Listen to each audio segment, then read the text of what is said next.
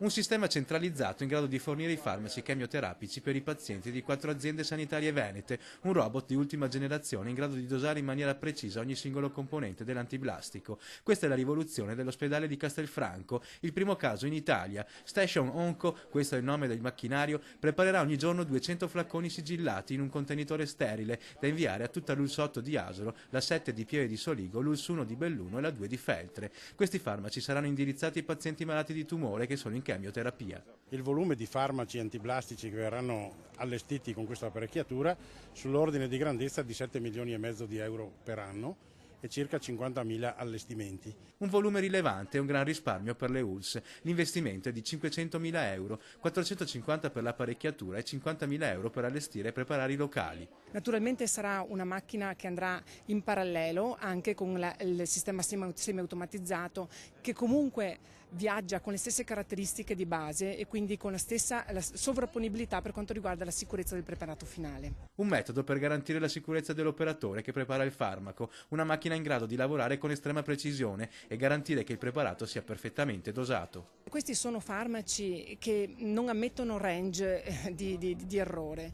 per cui queste macchine che ci obbligano a fare pesate precise fino alla quarta cifra decimale ci consentono anche di dormire tranquilli e di dare un preparato sicuro al paziente.